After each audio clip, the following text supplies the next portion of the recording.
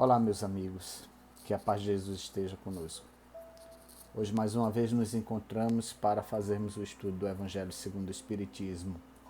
Vamos dar sequência ao capítulo 22, onde na última semana nós falamos sobre a indissolubilidade do casamento e hoje a gente fala sobre o tema o divórcio. É evidente que é um tema bastante interessante para nós estudarmos, uma vez que trata sobre as relações, os casamentos. Mas é muito importante que a gente também veja a ótica do espiritismo, a ótica do cristianismo. E aí esse tema se torna muito especial para nós. Mas antes de começarmos a nossa reflexão, as nossas leituras, vamos fazer a nossa prece para trazer o amparo de Jesus e dos bons espíritos para nossas casas, nossas vidas. Divino amigo Jesus, rogamos a Ti por Tua presença entre nós e dos espíritos amigos. Nossos amigos espirituais, nossos mentores, venham em nosso socorro, trazer Sua paz, Seu amor, Sua bondade. Equilibra nossos corações, nossas vidas. Ilumina nossos lares, ilumina nossos entes queridos. Abençoa essa noite, esse dia, onde buscamos o amparo do Teu amor. Abençoa a todos que necessitam de Ti. Permita, Senhor Jesus, que possamos contar com o concurso dos bons espíritos nesse momento de estudo e que todos que estivermos ligados nesse estudo possamos receber os benefícios que Ele venha nos trazer. Muito obrigado, Senhor Jesus. Sê conosco. Assim seja. É isso, meus irmãos. Então, a prece nos liga a Deus, nos aproxima da divindade. Vamos começar então com a leitura de uma mensagem, Como sempre a gente destaca uma mensagem, vocês bem sabem. E essa mensagem também está dentro da temática, evidentemente. Como a gente sempre faz um processo de pesquisa, buscando mensagens que se encaixem no tema. E aí não dava para deixar de destacar o belo trabalho que a Joana de Ângeles fez através da mediunidade do Divaldo Franco, trazendo para a gente um livro chamado SOS Família. E neste livro tem um tema muito específico sobre o divórcio, que é o tema desquite e divórcio, que assim começa. Na sua generalidade, o matrimônio é laboratório de reajustamentos emocionais e oficina de reparação moral, através dos quais espíritos comprometidos se unem para elevados cometimentos no ministério familiar. Sem dúvida, reencontros de espíritos afins produzem vida conjugal equilibrada, em clima de contínua aventura, através da qual missionários do saber e da bondade estabelecem a união, objetivando nobres desideratos em que empenham todas as forças. Normalmente, porém, através do casório matrimonial, exercitam-se melhor as virtudes morais, que devem ser trabalhadas a benefício do lar e da compreensão de ambos os comprometidos na redentora empresa. Atraídos por necessidades redentoras, mas despreparados para elas, os membros do programa afetivo não poucas vezes descobrem de imediato a impossibilidade de continuarem juntos. De certo modo, a precipitação resultante do imediatismo materialista que turba o discernimento, quase sempre pelo desequilíbrio no comportamento sexual, é responsável pelas alianças de sofrimento, cuja harmonia difícil, quase sempre, culmina em ódios ominosos ou tragédias lamentáveis. Indispensável no matrimônio não se confundir paixão com amor, interesse sexual com afeição legítima, causa preponderante nos desajustes conjugais o egoísmo que se concede valores e méritos superlativos em detrimento do parceiro a quem se está vinculado. Mais fascinados pelas sensações brutalizantes do que pelas emoções enobrecidas, fogem os nubentes desavisados um do outro, a princípio pela imaginação e depois pela atitude, abandonando a tolerância e a compreensão, de pronto iniciando o comércio da animosidade ou dando corpo às frustrações que degeneram em atritos graves e enfermidades perturbadoras. Se te encontras na difícil conjuntura de uma decisão que implique em problema para os teus filhos, para e medita. Necessitam de tu, mas também do outro membro base da família. Não te precipites através de soluções que às vezes complicam as situações. Dá tempo a que a outra parte desperte, concedendo-lhe ensancha para o reajustamento. De tua parte, permanece no posto. Não sejas tu quem tome a decisão. Não te apegues ao outro, porém, até a consumação da desgraça. Se alguém não mais deseja espontaneamente seguir contigo, não te transformes em algema ou prisão. Cada ser ruma pela rota que melhor lhe apraz e vive conforme lhe convém. Estará, porém, onde quer que vá, sob o clima que merece. Tem paciência e confia em Deus. Quando se modifica uma circunstância ou muda uma situação, não infiras disso que a vida, a felicidade se acabaram. Prossegue animado de que aquilo que hoje não tens será fortuna amanhã em tua vida. Se estiveres a sós e não dispuseres de forças, concede-te outra oportunidade, que enobrecerás pelo amor e pela dedicação. Se te encontrares ao lado de um cônjuge difícil, ama-o, a si mesmo, sem deserção, fazendo dele a alma amiga com quem estás em curso pelo pretérito, para a construção de um porvir ditoso, que a ambos dará a paz, facultando desse modo a outros espíritos que se revincularão pela carne a ocasião excelente para a redenção. Está aí essa mensagem belíssima da Joana de Ângeles, através da mediunidade do Divaldo Franco, que nos põe numa condição de reflexão muito profunda sobre nossas relações, sobre a paciência que a gente tem com os cônjuges, enfim. É bom a gente refletir já de imediato. Mas também tem o Evangelho que nos faz crescer mais ainda sobre esse contexto. Então vamos ler o que o Evangelho segundo o Espiritismo traz para a gente, né? O tema do Evangelho segundo o Espiritismo, como eu já disse, é o divórcio. Está no capítulo 22 do Evangelho segundo o Espiritismo, onde o tema central é: não separeis o que Deus uniu. O que diz o texto? O divórcio é uma lei humana que tem por objetivo separar legalmente o que, de fato, já está separado. O divórcio não contraria a lei de Deus, uma vez que apenas corrige o que os homens fizeram e se aplica apenas aos casos em que foi desconsiderada a lei divina.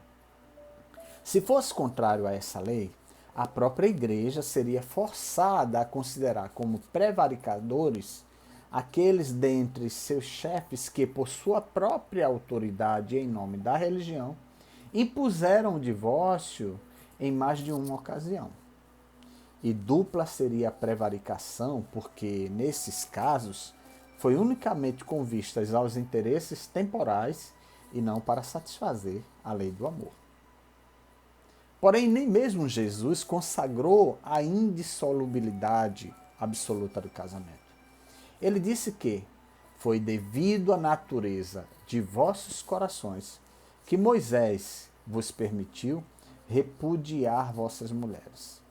Isto significa que, desde os tempos de Moisés, quando a afeição mútua não fosse o único motivo do casamento, a separação poderia tornar-se necessária. Mas acrescenta: isso não foi assim desde o princípio, ou seja, que no início da humanidade, quando os homens ainda não estavam pervertidos pelo egoísmo e pelo orgulho, e que viviam segundo a lei de Deus, as uniões fundadas sobre simpatia e não sobre a vaidade ou a ambição não davam motivo ao repúdio. Jesus vai mais longe e especifica o caso em que o repúdio pode ocorrer, o do adultério. Todavia, sabemos que o adultério não existe onde reina uma afeição mútua e sincera. Jesus proíbe, é bem verdade, a todo homem poder se casar com a mulher repudiada, mas é preciso considerar os costumes e o caráter dos homens daquela época. A lei mosaica, nesse caso, prescrevia a morte para a mulher adúltera pelo apedrejamento, querendo abolir um costume bárbaro como esse. Seria preciso, naturalmente, uma penalidade que o substituísse. Jesus a encontra na proibição do casamento com a adúltera, considerando-o desonroso. Era, de qualquer maneira, uma lei civil substituída por outra lei civil, mas que, como todas as leis dessa natureza, deveria sofrer a prova do tempo. Está aí o Evangelho nos trazendo essa rica reflexão sobre o divórcio. Começa então afirmando que o divórcio só vem confirmar o que efetivamente já estava consumado. O divórcio é uma lei civil. A lei de Deus, ela se constitui apenas pela relação humana, pela relação entre os espíritos. A lei de Deus é exclusivamente preconizada pela lei do amor, conduzida essencialmente pelos sentimentos que unem os espíritos. Ninguém se casa quando não tem amor. Ou se casa sem amor, é porque, na verdade, está envolto pelos conceitos materialistas. Algumas pessoas até se precipitam no casamento, por terem tomado a decisão de antecipar o casamento dentro dos conceitos humanos, da carne, através da aproximação dos corpos, enfim. Mas isso necessariamente não constitui que seja amor. Porque o amor é algo lúdico, é algo sublime. O amor surge na medida que a gente vai se relacionando com a pessoa, na medida que a gente vai conhecendo a pessoa, vai criando identidade, identificação, que você vai percebendo o tudo a ver com aquela pessoa, que aquela pessoa, de certa forma, completa você, que ela tem muito a ver com os seus anseios, com as suas vontades, com a sua fé, com o que você cria como perspectiva de vida para si mesmo. Se dentro do contexto da relação este fato não se consuma, ou seja, não se concretiza todos esses anseios da relação, em que a pessoa que você viu como sendo a ideal para a tua vida, é natural que o casamento não aconteça. É por isso que muitas vezes o casamento é precedido pelo namoro, tão comum nas relações sociais hoje em dia, e de muito tempo. Para se casar é necessário se conhecer, mas tomar de supetão a decisão de casar depois de 15 dias se relacionando, ou depois de 1, ou 2 ou 3 meses, é uma atitude precipitada, porque põe em risco, inclusive, a percepção de falhas que o outro não deixou claro para você. É por isso que se diz que muitas vezes certas relações são verdadeiros desconhecidos, porque você não se deu a oportunidade de primeiro compreender aquela pessoa, a identidade psicológica, os complexos de uma mente, que são muitos. A própria Joana de Ângeles explica isso dentro do texto, que eu não pude ler na sua íntegra, porque ele era muito grande, mas ela fala que o casamento ele se converge a partir do momento que os espíritos tem identidade. É claro que se a gente for analisar a lei, além dessa visão da matéria, os espíritos podem se reencontrar e achar que esse reencontro é um encontro de almas afins. Às vezes, essa afinidade ela vem para ajustes profundos e que pode gerar transtornos severos mais adiante. E para evitar transtornos piores, talvez seja melhor realmente o divórcio. Porque quando falta o respeito, quando falta a consideração, quando a identidade se acaba, é preferível que não sofra. Porque o espírito também é individual. E neste caso, especificamente, é melhor viver só do que mal acompanhado. Ou se permitir uma nova vida com alguém que realmente você possa amar. Porque o amor é algo muito maior do que as convenções da matéria. O amor, ele vem da essência da gente, que está no espírito. O amor é algo que se sente de forma terna, autêntica, verdadeira, sincera. Então, meus irmãos, o divórcio é uma lei humana. Não é uma lei de Deus, mas também Deus não vai impor a gente algo que não gere afinidade para a nossa felicidade, que não gere bem-estar, que não traga harmonia, equilíbrio, segurança. Eu não digo conforto, porque conforto fica meio conotado dentro das visões da matéria, mas um conforto íntimo, que você possa dizer, realmente, eu estou com uma pessoa que tem tudo a ver comigo. Enfim, o divórcio, ele acontece também por conta dos desequilíbrios e das desarmonias dos casais. Porque estão envoltos pelo egoísmo, pelo individualismo, enfim. Mas quando você, que é espírita, você que é religioso, católico, compreende que às vezes você precisa dar o tempo para as coisas se ajustar, siga o conselho da Joana de Ângeles. Que não seja você que tome a decisão de encerrar. Deixe esticar a linha, mas sempre mantendo o autorrespeito, sempre mantendo o seu sentimento de preservação, sem se machucar. Não sofra além do necessário. O Espiritismo preconiza o senso da razão sobre todas as coisas. Que cuidemos sim um do outro, mas não deixemos de cuidar de nós mesmos. Mas acima de tudo, tenhamos paciência com o outro, para que o outro abra os olhos e enxergue a verdade. E quem sabe até o outro tome a decisão que tem que tomar e vão continuar bons irmãos, felizes, talvez mais próximos do que antes quando casados. Diante desse fato, meus irmãos, tenhamos paciência e confiemos em Deus. Vamos fazer a nossa prece. Te agradecemos, Senhor Deus, por esse momento de reflexão. Que os casais sejam felizes e se amem infinitamente. Que as famílias tenham amparo de Deus.